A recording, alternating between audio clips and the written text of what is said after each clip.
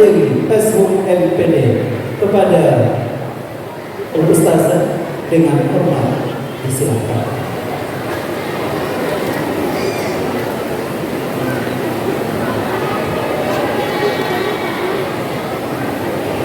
Assalamualaikum warahmatullahi wabarakatuh.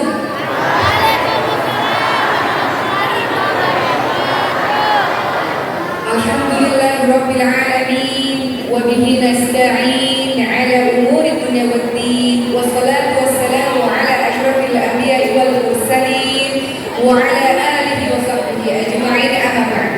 Rabbi shrah li sadri wa yassir li amri wa hlul 'uqdatam min lisani yafqahu qawli. Amin amin ya rabbal alamin.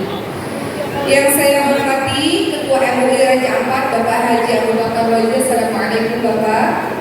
Yang saya hormati Ketua Basnas Raja Ampat Bapak Haji Habib. Assalamualaikum Bapak. Yang saya hormati Kabak Ops Polres Raja Ampat Bapak Andi. Assalamualaikum. Yang saya hormati Imam Masjid Agung Raja Ampat. Assalamualaikum Ustaz. Yang saya hormati Ketua PHBI Raja Ampat Bapak Muhyiddin Kafalas. Assalamualaikum. Dan Ketua Mu'alaf Center ada di mana di sini? Assalamualaikum. Dan Bapak Kepala Kantor Kementerian Agama, Ketua Takmir Masjid yang tadi tidak hadir disebutkan oleh Pak Ketua RW tadi. Kemudian seluruh pejabat pemerintah daerah Raja Ampat yang tidak disebutkan satu persatu, ibu majelis taklim, para alim ulama, tokoh-tokoh masyarakat. Masya Allah, sebelum saya memulai, saya mengucapkan terima kasih yang sebesar-besarnya karena sudi menyambut dan menerima kehadiran saya beserta para teman-teman lainnya dari Jakarta. Ini pertama kali saya datang ke Raja Ampat dan saya sangat bahagia. Raja Ampat ini sangat populer, ya, sudah populer di mana-mana, sehingga sebuah kebanggaan tersendiri bagi saya bisa berada di tempat ini. Ibu-ibu dan bapak sehat semuanya? Masya Allah.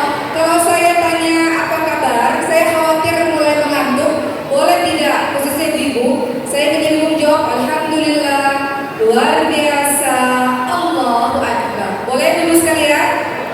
Apa kabar teman-teman semuanya? Alhamdulillah, luar biasa, Allahu Akbar. Kurang takbirnya, takbir, Allahu Akbar. Masya Allah. Bapak dan Ibu yang dirahmati oleh Allah Subhanahu wa Ta'ala, sedikit cerita. Semalam saya pergi dari rumah pukul setengah 11 malam dan sampai di Sorong sekitar jam setengah 6 pagi kalau saya tidak salah.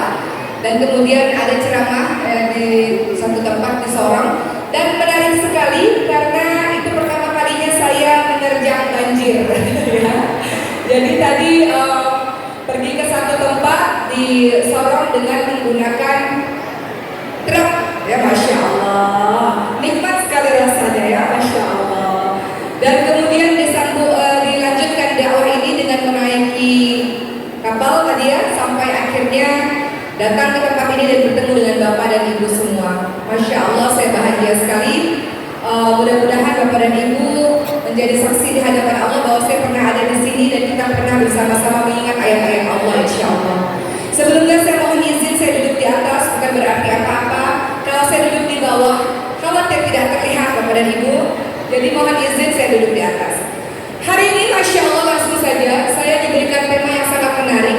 Saatnya hijrah dan muhasabah diri dengan akhlak karim, akhlakul karimah yang dirindukan oleh surganya Allah Subhanahu wa Ta'ala.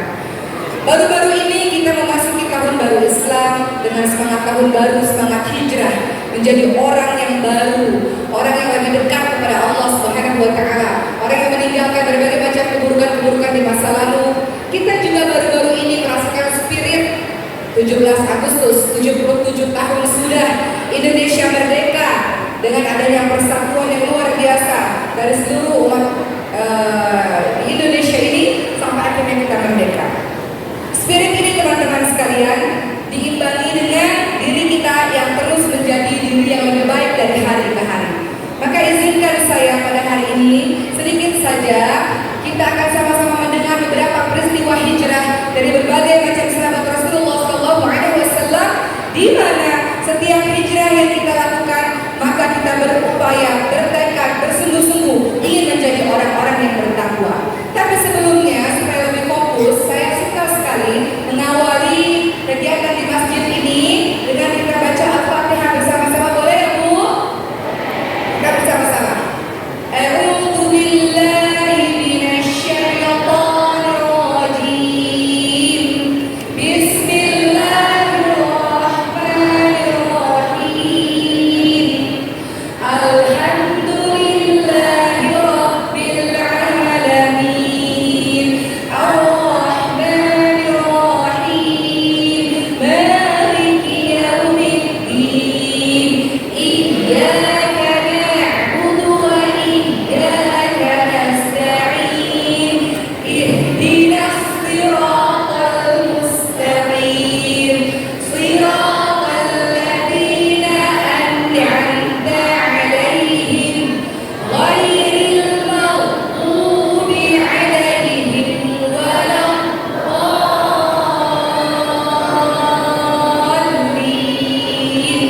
Amin. Ya Allah, bersihkanlah hati-hati kami ya Rabb. Luruskanlah niat-niat kami ya Allah. Mudahkanlah kami dalam menerima ilmu ya Allah. Lembutkan hati-hati kami ya Allah. Mudahkan kami mengamalkan apa yang kami tahu. Amin. Amin ya Rabbal alamin. Bapak dan Ibu yang dirahmati oleh Allah Subhanahu wa taala. Kita membahas mengenai hijrah terlebih dahulu. Ada yang tahu apa makna hijrah itu Bapak dan Ibu sekalian? Siapa di sini? Saya dengar di sini banyak para mualaf yang luar biasa berhijrah. Bahkan seorang muslim yang dari lahir juga berhijrah juga. Sejatinya setiap umat Islam pasti dia terus berhijrah dari hari ke hari. Kenapa? Karena kita mau jadi orang yang lebih baik dari hari ke hari. Betul Ibu sekalian?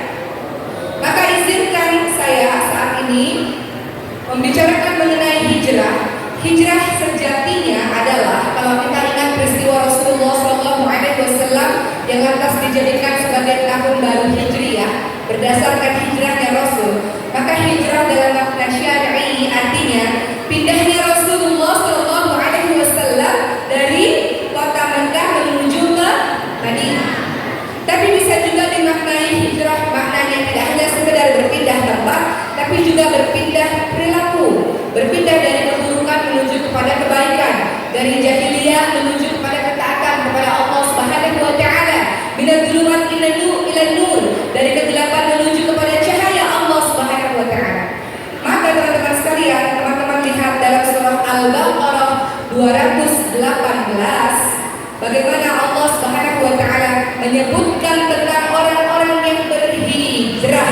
Kata Allah, a'udzu billahi minasyaitonir rajim. Innal ladzina amanu wal ladzina hajaru wa jahadu fi sabilillahi ulaika yarjuna rahmatallah wallahu ghafurur rahim. Sesungguhnya orang-orang yang beriman, orang-orang yang berhijrah, berjihad di jalan Allah Subhanahu wa taala, mereka adalah orang-orang yang mengharapkan rahmat kasih sayang dari Allah Subhanahu wa taala. Allah Maha Pengampun, lagi Allah Maha Penyayang. Bapak dan Ibu, saya mengingatkan diri saya sendiri dalam peristiwa hijrah di mana setiap dari kita terus berhijrah ini menjadi orang yang lebih baik dari hari ke hari. Maka baik bagi kita untuk selalu mengingat apa tujuan kita diciptakan oleh Allah Subhanahu wa taala. Ini membantu kita dalam langkah hijrah kita, dalam hijrah yang baik, hijrah yang betul, hijrah yang bersemangat, hijrah yang istiqamah, hijrah yang sungguh-sungguh. Ada pepatah mengatakan begini, kalau ada orang yang hari ini sama dengan orang yang kemarin, maka dia merugi. Setiap orang sejatinya harus jadi lebih baik. Kalau hari ini lebih baik, lebih buruk daripada hari kemarin, termasuk orang-orang yang terlaknat. Tapi kalau hari ini lebih baik dari hari sebelumnya, kita termasuk orang-orang yang beruntung. Maka kalau mau menjadi orang yang berhijrah, maka tekadkan dalam diri harus jadi orang yang lebih baik dari hari ke hari. Baik dalam hal apa? Dalam hal semuanya. Baik dalam ibadahnya, yang mungkin dulu belum sholat malam, sekarang sudah mulai mencoba sholat malam. Yang dulu mungkin belum mengaji secara rutin, mulai istiqamah mengaji setiap hari. Yang mungkin dulu belum saum puasa sunnah secara rutin, sekarang mulai coba puasa Senin Kamis. Harus ada perubahan.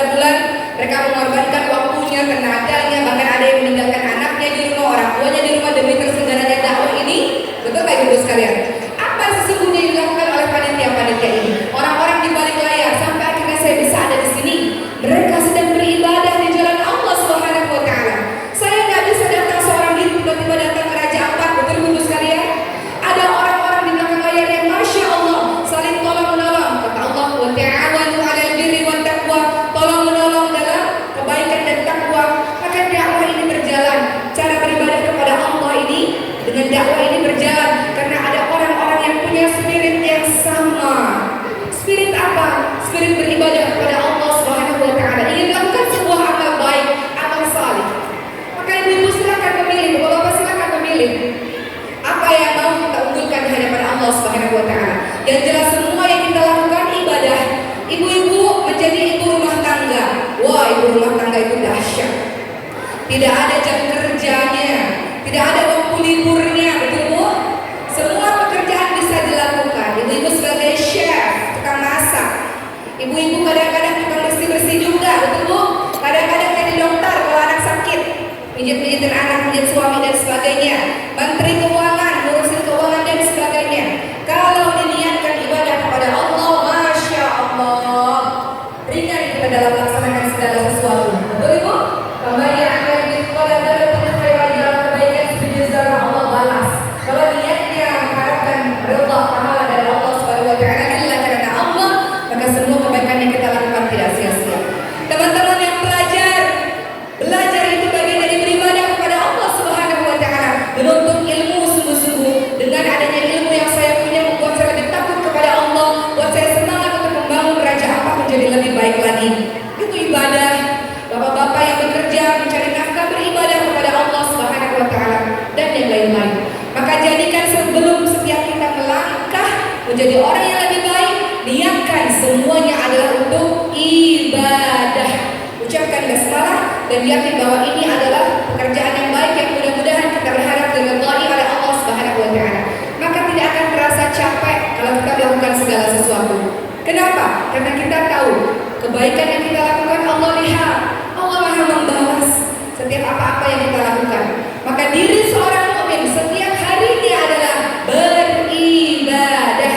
Perbuatan yang dia lakukan ibadah, pekerjaan yang dia lakukan ibadah, cara berpakaiannya adalah beribadah, cara bertutur berbicaranya, lisan yang keluar ini juga adalah bagian dari ibadah. Sejatinya seorang mukmin sebelum melakukan sesuatu, sebelum mengucapkan sesuatu berpikir sejenak, apakah yang saya lakukan ini adalah bentuk ibadah kepada Allah? Kalau iya maka dia lakukan. Kalau tidak, dia tidak lakukan.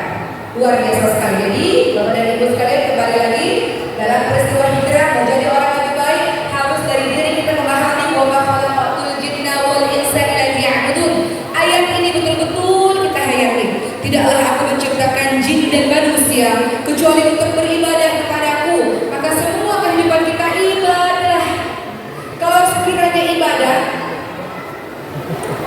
ada orang mengatakan begini pada saya, Oki, Ustazah Oki, capek gak sih safari dakwah kemana-mana? Maka saya sering katakan, dalam agenda dakwah atau setiap apa-apa yang kita lakukan, pahamilah bahwa dedaunan pohon-pohon yang kita lewati itu semuanya bersaksi tentang apa yang kita lakukan. Faman ya'mal mithqala dzarratin khairan yarah, kebaikan sebiji zarah Allah akan balas, dan ahsantum li anfusikum, kebaikan yang kita lakukan akan kembali untuk diri kita sendiri. Kira-kira kalau kita tahu konsep ibadah, Allah akan memberikan balasan terhadap apa yang kita lakukan. Kira-kira kita capek enggak dalam melakukan segala sesuatu itu, teman-teman sekalian? Enggak kan? Capek enggak Bu? Ibu ngurusin rumah tangga dapat pahala, Masya Allah. Bapak-bapak bekerja mencari nafkah dapat pahala, Masya Allah. Teman-teman belajar menuntut ilmu dapat pahala, Masya Allah. Tidak capek, karena kita tahu semua yang kita lakukan Allah balas, Insya Allah. Dalam surah Al-Mu'minun ayat ke-115, teman-teman sekalian, Allah Subhanahu wa taala ingatkan, apakah kamu mengira bahwa sesungguhnya kami menciptakan kamu secara main-main saja dan bahwa kamu semua tidak dikembalikan kepada kami? Teman-teman sekalian, tidak ada yang pernah tahu seberapa panjang umur kita. Betul Bu? Tadi pagi saya dapat video kejadian banjir di Sorong ternyata memakan korban. Saya lihat ada video seorang anak yang ada dalam tanah yang diselamatkan, seorang ibu ya, dan seorang ibunya pula yang juga kembali kepada Allah Subhanahu wa taala. Mendadak kullu nafsin dha'iqatul maut, setiap yang bernyawa akan mati, dan kita tidak pernah tahu kapan kita kembali kepada Allah. Tiba-tiba Allah kasih bencana mendadak, tiba-tiba lagi tidur Bapak dan Ibu tidak bangun, mendadak. Maka di sini disebutkan, maka apakah kamu mengira bahwa sesungguhnya kami menciptakan kamu secara main-main saja dan bahwa kamu tidak dikembalikan kepada kami? Ada seorang Ansor yang bertanya kepada Rasulullah, wahai Rasulullah, siapakah orang yang paling baik? Rasul mengatakan,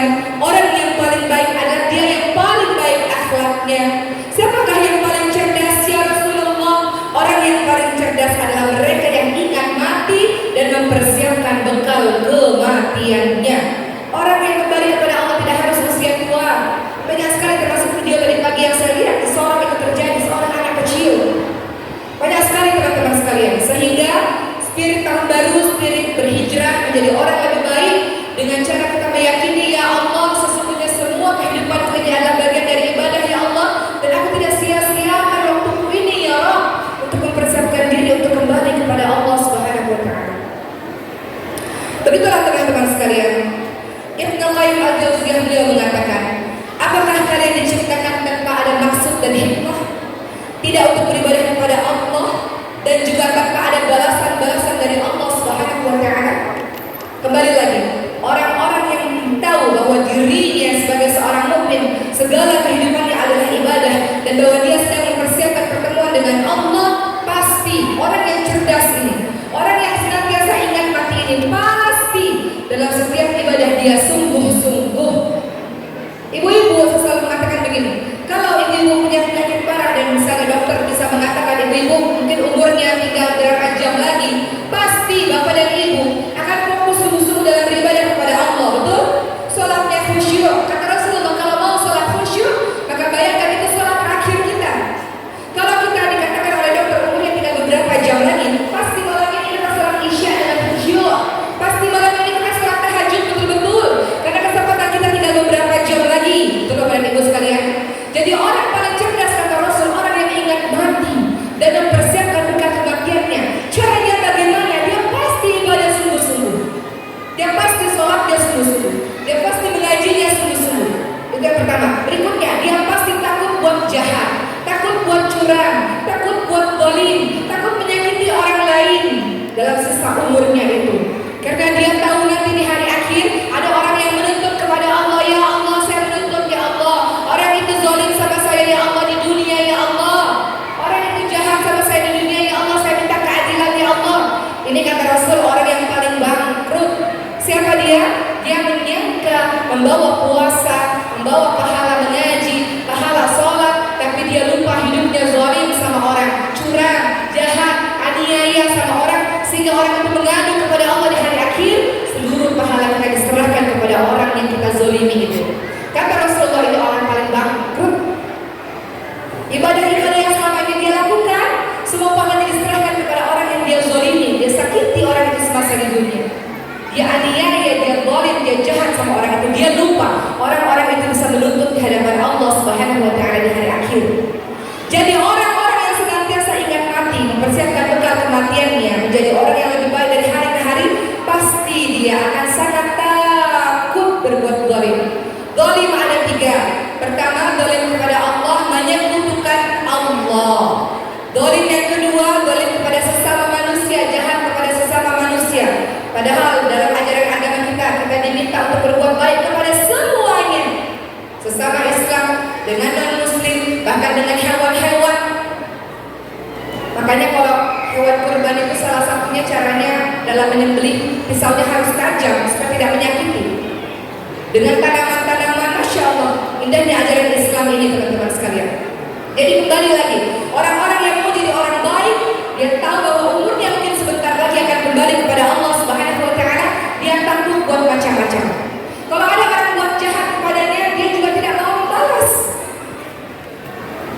Ada cara membalas kejahatan teman-teman sekalian. Ada orang jahat kita balas lebih jahat, atau ada orang buat jahat kita balas serupa. Tapi yang terbaik adalah kita mendoakannya dan kita berbuat baik kepadanya. Ini tidak mudah dan tidak bisa semua orang melakukannya, hanya orang-orang tertentu saja.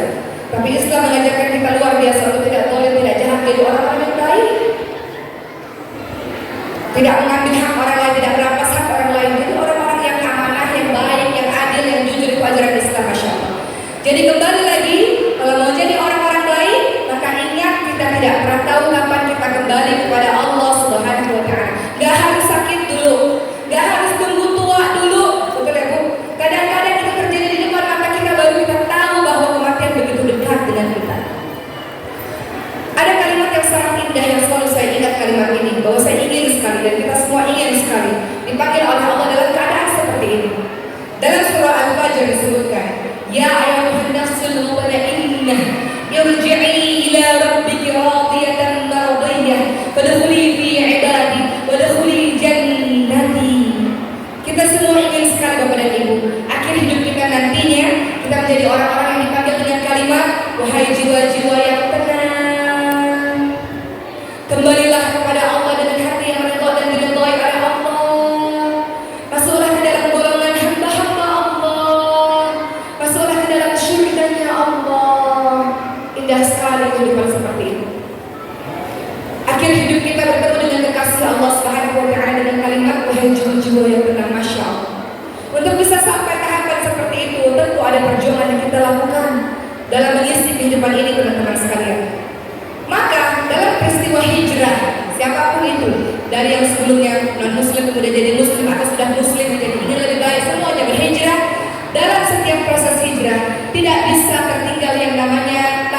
bertaubat.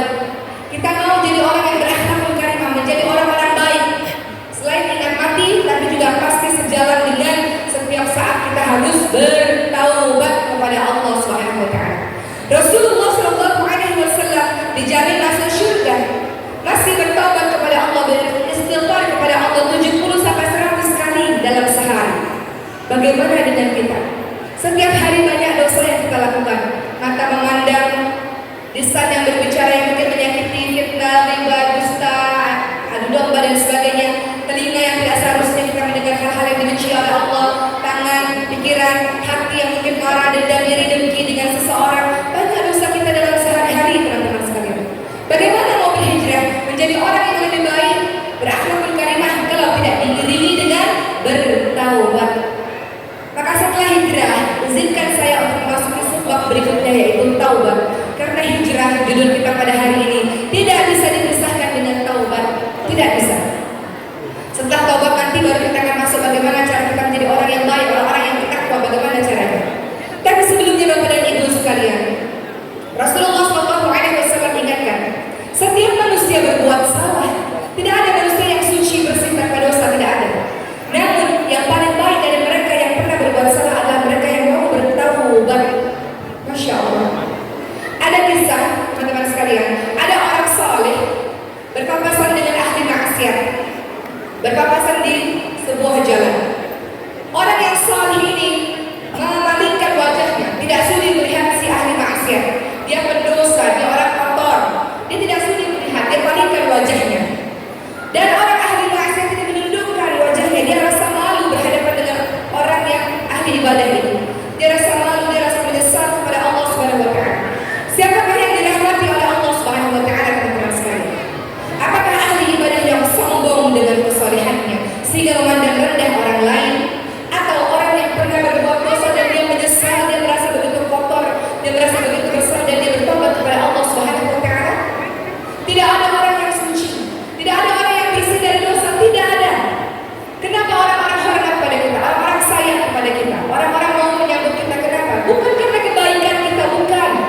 Karena Allah menutupi kejelekan kita, keburukan kita, dosa kita, maksiat kita di hadapan manusia, sehingga semua manusia sayang kepada kita. Betul Ibu sekalian? Kalau Allah buka siapa sesungguhnya diri kita, kalau Allah buka dosa-dosa kita di hadapan manusia, tidak ada seorang pun yang mau berdekat-dekat dengan kita, sampai menjijikkannya diri kita. Banyak dosa diri kita ini, teman-teman sekalian.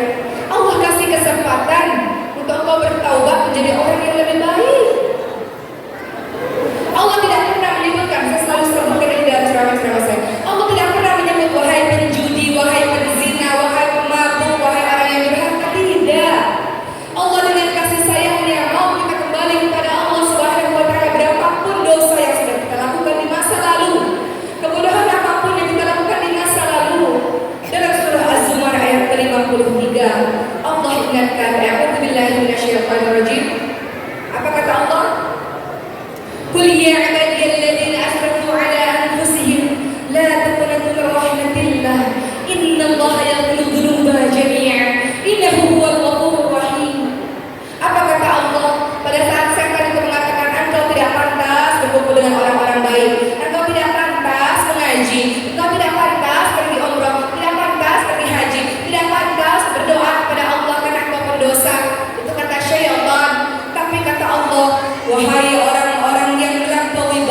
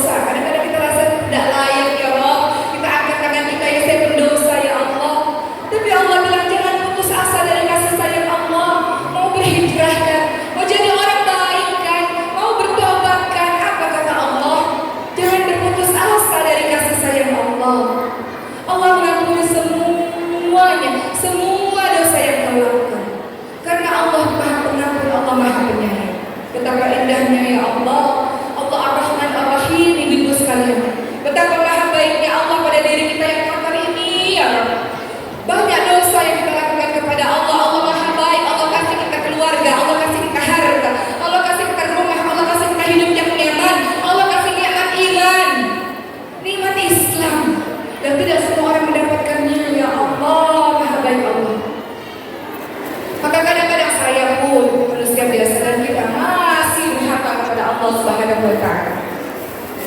Maka kita bertobat kepada Allah Subhanahu wa taala, taubatan nasuha. Ya Allah, atas kebodohanku yang kemarin ya Rabb. Rabbana la tuzigh qulubana ba'da idh hadaytana wa hab lana min ladunka rahmatan innaka antal wahhab. Ya Allah, jangan kembalikan aku ya Allah, kembalikan kami ke dalam yang kemarin, kehidupan yang penuh dengan dosa, ketidaktahuan ya Allah. Setelah Kau berikan petunjuk hidayah kepada kami ya Allah.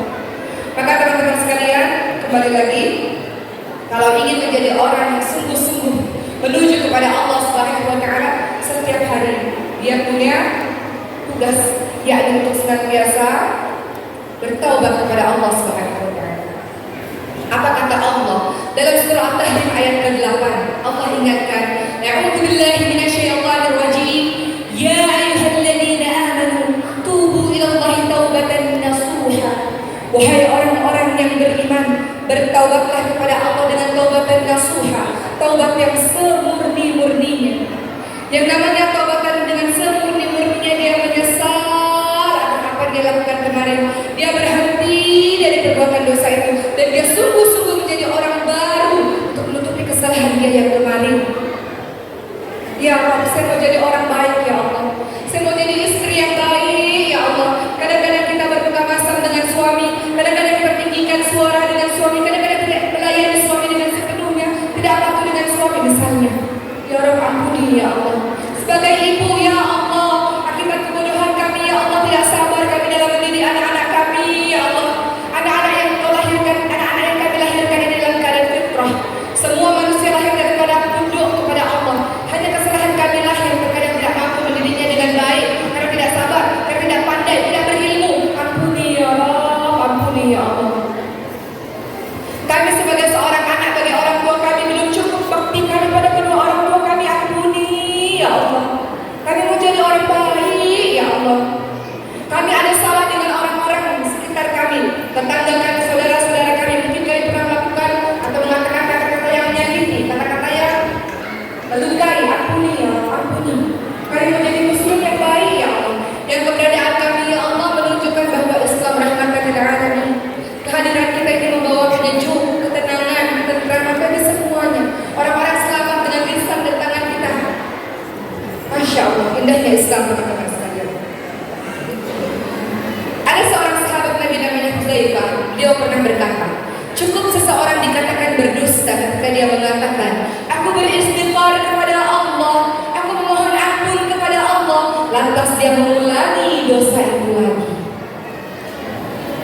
Maka teman-teman sekalian, minta kepada Allah Subhanahu wa taala. Ada satu doa yang selalu Rasulullah SAW doakan setiap hari. Doa agar istiqamah dalam iman ini, dalam Islam ini, dalam amal saleh ini.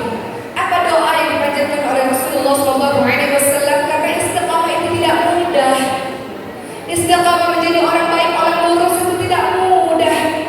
Kadang-kadang ada syaitan yang senantiasa membelok-belokkan kita. Yuwaswisu fi sudurina minal jinnati wan nas. Kadang-kadang begitu. Maka kita minta kepada Allah dengan doa yang senantiasa Rasulullah SAW ucapkan. Apa doa dari Rasulullah? Agar istiqamah menjadi orang baik ya Allah, jadi orang lurus ya Allah. Ya muqallibal qulub, tsabbit qalbi ala dinik. Wahai Allah yang Maha membolak-balikkan hati ya Allah. Hari ini kami baik, besok kami maksiat lagi, hari ini baik lagi, besok maksiat lagi ya Allah. Wahai yang Maha membolak-balikkan hati, tetapkan hati di atas agamamu ya Allah. Istiqamahkan kami ya Rabb dalam jalan keimanan ini, dalam jalan kebaikan ini ya Allah. Itu doa yang selalu Rasulullah ucapkan setiap harinya teman-teman sekalian. Maka bagaimana agar kita istiqamah jadi orang-orang baik? Istiqamah dalam hijrah kita, istiqamah dalam keimanan kita. Pertama, harus dimulai dengan niatan yang ikhlas, lillah, karena Allah.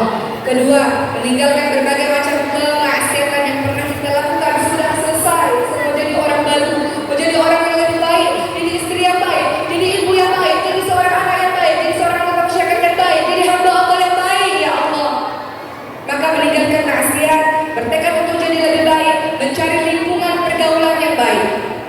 Masya Allah, saya dengar Raja Ampat ini spirit beragamanya sangat luar biasa. Maka saya tadi sempat bertanya, kalau di Papua ini daerah-daerah mana saja yang spiritnya luar biasa? Beberapa teman tadi menyebutkan termasuk Raja Ampat. Masya Allah. Di sini tempat wisata, mudah-mudahan bisa mewarnai, bukan diwarnai. Betul Bu?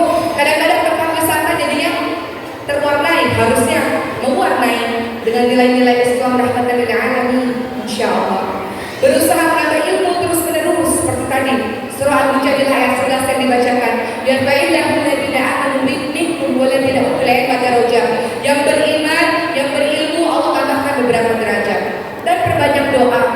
Minta doa pada orang-orang saleh, pada guru-guru kita, pada para alim ulama, ustaz-ustazah, masya Allah, guru-guru kita, orang-orang yang berilmu, orang-orang yang saleh, tetua-tetua kita di kampung halaman kita ini misalnya, minta doa agar kita dimasukkan oleh Allah golongan orang-orang yang istiqamah. Pun setiap hari doa, teman-teman sekalian. Ada satu doa penting juga saya pikir. Ini doa yang biasanya diucapkan oleh seorang ibadur rahman, seorang hamba Allah yang saleh. Dalam surah Al-Furqan ayat 74 itu ada doa yang saya yakin Bapak dan Ibu sudah membaca doa itu setiap harinya.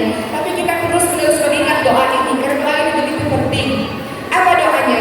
Rabbana hab lana min azwajina wa dzurriyyatina qurrata a'yun waj'alna lil muttaqina imama. Al-Furqan 74. Doa ini setiap saat, ya Allah, jadikanlah pasanganku, anak keturunanku menjadi penyejuk hati. Kita mau jadi orang baik, kita mau rumah kita baik dulu. Baik di jannati, rumah kita tempat kita bisa tenang di dalamnya. Maka doa ini, karena kadang-kadang ada pasangan jadi musuh, anak jadi musuh, maka doa terus menerus, ya Allah, jadikanlah pasangan kami, anak-anak kami jadi penyejuk hati, ya Allah, dan jadikanlah kami imam bagi orang-orang bertakwa. Maksudnya, jadikanlah kami sebagai sumber kebaikan buat banyak orang, inspirator kebaikan untuk banyak orang, contoh kebaikan untuk banyak orang, ya Allah, untuk anak kami, lingkungan kami, tetangga kami, tempat di mana kami diberikan amanah. Ini doa yang sangat penting, masya Allah. Berikutnya teman-teman yang dirahmati oleh Allah Subhanahu wa Ta'ala, kapan kita mau berubah menjadi orang yang lebih baik dari hari ke hari?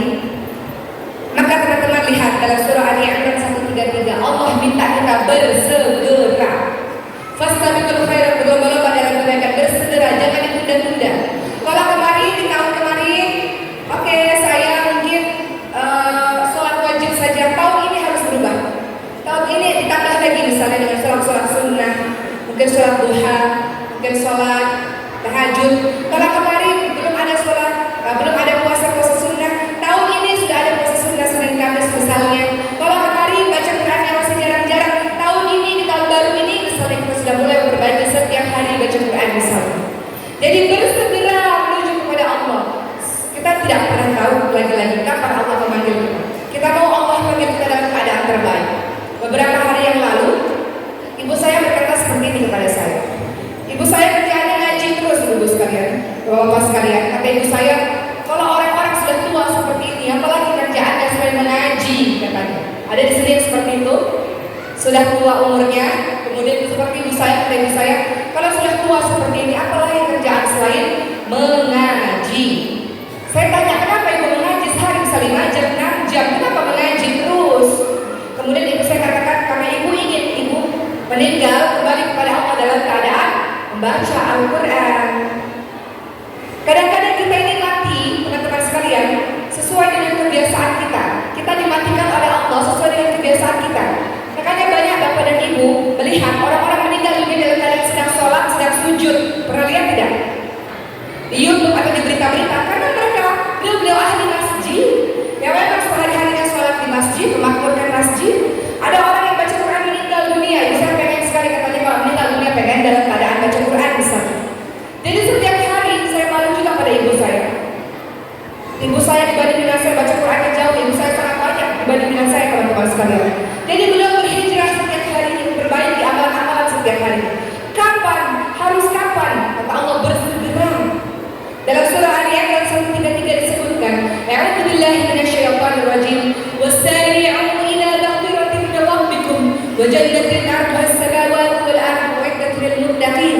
Dan bersegeralah kamu kepada ampunan dari Tuhanmu, kepada surga yang luasnya seluas langit dan bumi yang disediakan untuk orang-orang yang bertakwa. Disinilah kita masuk subbab berikutnya, orang-orang yang bertakwa itu masih sudah kita berhijrah, kita bertobat kepada Allah, kita disuruh bersegera dan kemudian menjadi orang-orang yang bertakwa.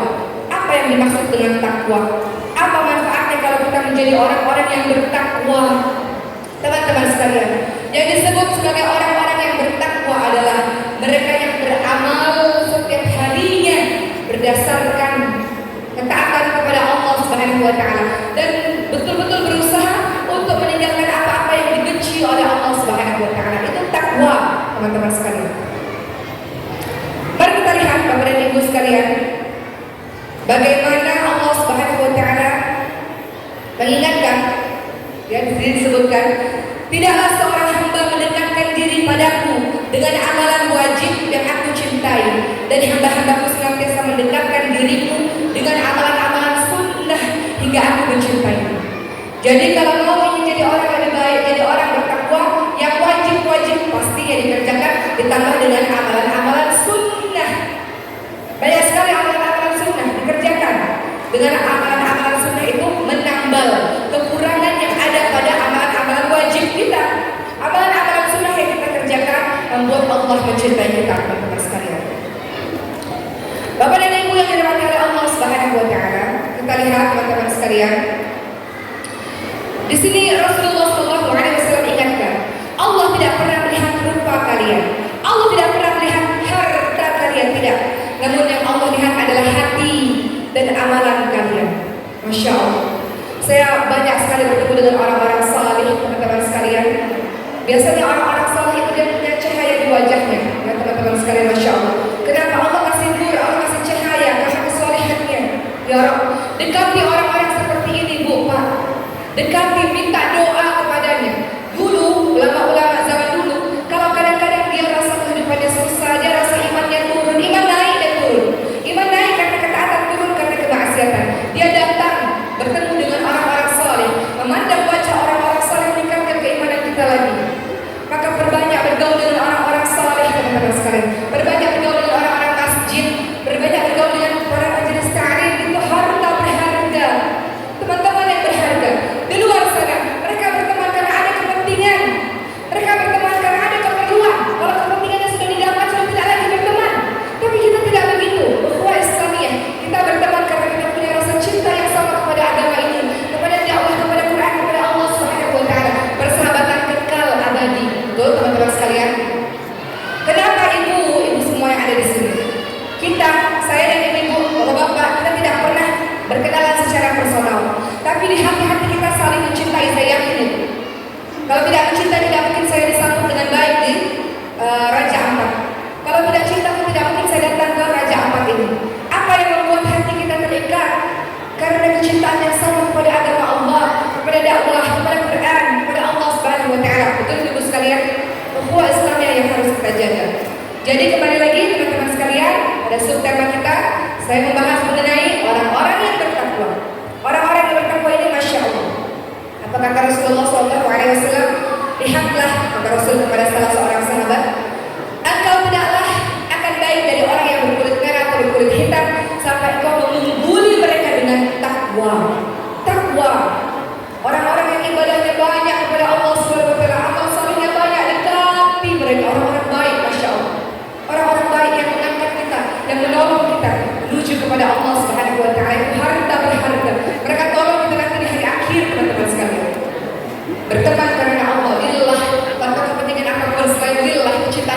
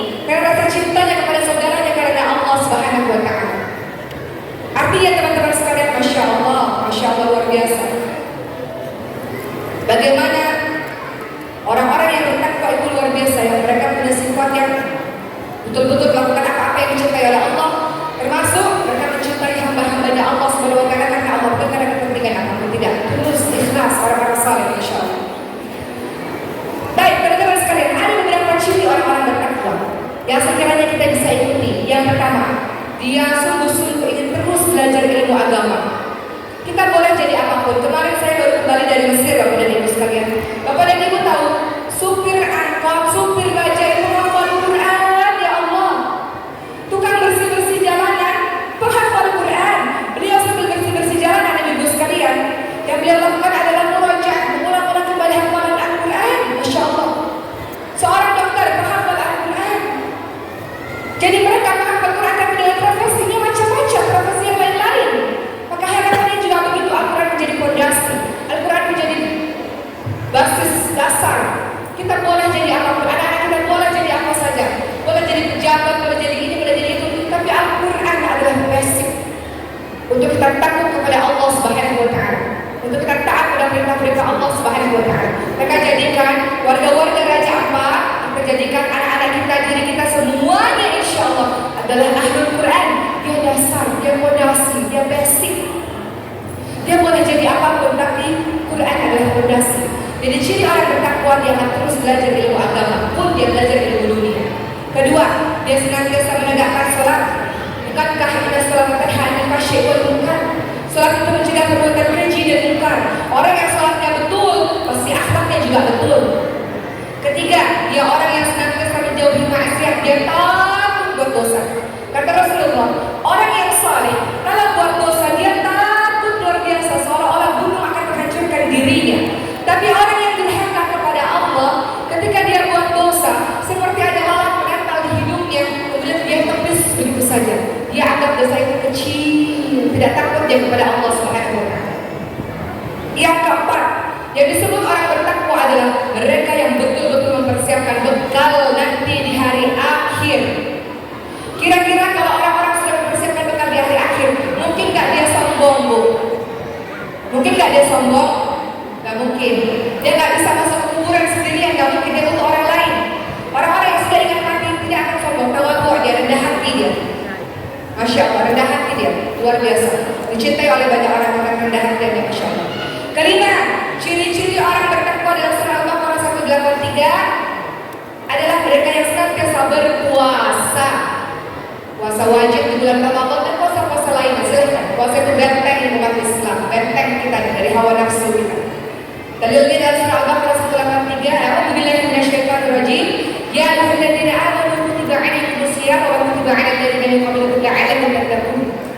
Puasa, ciri orang bertakwa. Keenam, ciri orang bertakwa menepati janji. Termasuk hal kecil, ibu-ibu menjanjikan anak, nanti mama belikan sepeda kalau kamu puasa 30 hari, nanti mama belikan ini, belikan itu, nanti mama pulang nih jam 7 malam, jam 8 malam, janji harus ditepati. Bapak-bapak berjanji pada ibu, ditepati. Maka termasuk ciri orang bertakwa adalah menepati janji. Ketujuh, ciri orang bertakwa adalah dia rajin sedekah. Dia adalah orang yang menahan amarah. Dia adalah orang yang mudah memaafkan kesalahan orang lain. Dalilnya dalam surah Al-Imran 134. Ciri orang bertakwa adalah alladzina yunfiquna fis-sarra'i wad-dharra'i wal-kadhibina al-ghayza wal-'afina 'anil nas wallahu yuhibbul muhsinin. Orang-orang yang berinfak, menafkahkan hartanya di waktu lapang, di waktu sempit, dia berikan hartanya di jalan Allah. Itu orang bertakwa. Orang-orang bertakwa dia mampu menahan amarah. Kata Rasul, orang yang kuat bukan orang yang pandai bergulat, bukan orang yang pandai bertengkar, tapi orang kuat adalah orang yang mampu menahan amarah. Semakin beriman dia, bertakwa dia, mampu dia menahan amarah, berwibawa dia, dan dia mudah memaafkan kesalahan orang lain. Kedelapan, ciri orang bertakwa adalah mereka yang bertaubat kepada Allah Subhanahu wa Ta'ala.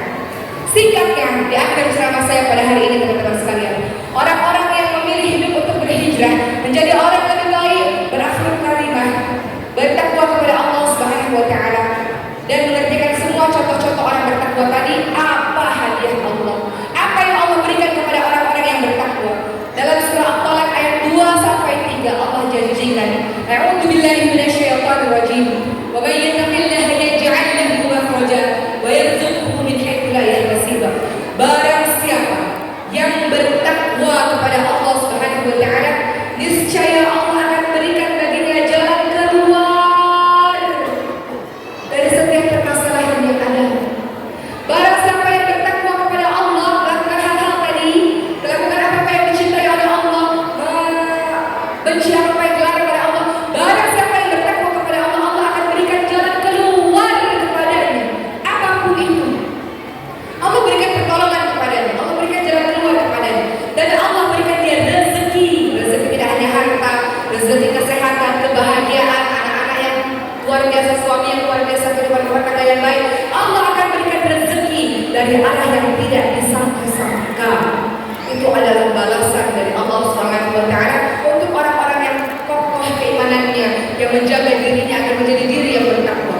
Maka kita semua Bapak dan Ibu sekalian, di malam hari ini dalam begitu banyak dosa yang kita lakukan, kita minta sama Allah, ya Allah, saya menjadi orang baik, ya Allah, maka jadikanlah kehadiran saya ini, ya Allah, menjadi penebar kebaikan untuk banyak orang, ya Allah, menjadi orang bertakwa, ya Allah, yang dengannya ya Allah membantu dalam kehidupan kami ini, ya Allah, dan ingin kita semua mati dalam keadaan husnul khatimah. Terakhir, almarhum ayah saya, Allahumma firlahu warhamhu wa'afu wa'afu wa'afu alamin. Beliau mengatakan, ciri-ciri orang sukses itu ada 3, kata beliau. Saya ingat betul pesan beliau. Pertama, kata beliau, engkau disebut sukses kalau dalam kehidupan dunia engkau bermanfaat bagi orang banyak. Khairun nas anfa'uhum linnas. Sebaik-baik orang adalah orang yang bermanfaat untuk orang lain. Apapun profesimu, apapun jabatanmu, apapun amanahmu, bermanfaat untuk orang lain. Kedua, kata ayah saya, engkau bisa disebut sebagai orang yang sukses kalau engkau mati dalam keadaan husnul khatimah, mati dalam keadaan baik, mati dalam keadaan beriman kepada Allah Subhanahu wa taala, melakukan amalan baik, dan ingat Allah matikan kita sesuai kebiasaan kita. Ketiga, kita disebut sukses kalau kita masuk syurganya Allah Subhanahu wa taala. Itulah yang disebut sebagai sukses-suksesnya orang. Maka teman-teman sekalian, spirit hijrah ini harus ada pada diri kita. Tidak hanya soal untuk diri sendiri, kita bangun Raja Ampat khususnya, Indonesia umumnya, untuk menjadi yang disebut baldatun thayyibatun wa rabbun ghafur, yang diberkahi, yang makmur, yang diampuni oleh Allah Subhanahu wa taala. Itu semua terjadi. Raja Ampat diberkahi, Indonesia diberkahi kalau berisi orang-orang baik, ya Allah, yang menebarkan kebaikan untuk banyak orang, bukan perpecahan. Sekarang banyak perpecahan, kita tidak mau perpecahan. Kita mau bersatu padu dalam dakwah, kita bersatu padu dalam menjaga Raja Ampat, bersatu padu dalam menjaga Indonesia, bersatu padu. Gak boleh kita menjadi orang yang kehadiran kita membuat orang lain terganggu. Kita mau kehadiran kita membuat orang lain senang, karena kita adalah Islam, rahmatan lil alamin. Islam kasih sayang, rahmat bagi semesta alam, insyaallah. Bapak dan Ibu, alhamdulillah, usai sudah ceramah saya pada hari ini, izinkan saya menayangkan satu buah video. Ini video dari pesantren kami, pesantren yang mayoritas gratis untuk anak-anak yang tertentu alam doa yang berprestasi. Ada anak-anak kami dari Papua juga yang belajar Quran. Kebanyakan dari mereka ada tidak punya ayah, tidak punya ibu. Siapa orang tuanya? Kita semua. Kita semua bertanggung jawab kepada anak-anak Muslim yang ingin belajar agama. Kalau kita punya harta, kita berikan harta kita untuk mereka bisa belajar dengan baik. Mereka pulang ke kampung halaman, mereka bangun kampung halaman itu dengan nilai-nilai Islam. Maka saksikanlah ini video beberapa tahun yang lalu, puluhan anak-anak selesai hafalan Quran, dan dengan wasilah Quran, masya Allah, mereka dapat beasiswa kuliah, mereka dapat hadiah umrah dan sebagainya, dan mereka adalah generasi-generasi penerus perjuangan dakwah ini. Kita saksikan video ini sambil kita berdoa agar Allah jadikan anak keturunan kita menjadi ahlul Quran, ahlullah, insya Allah.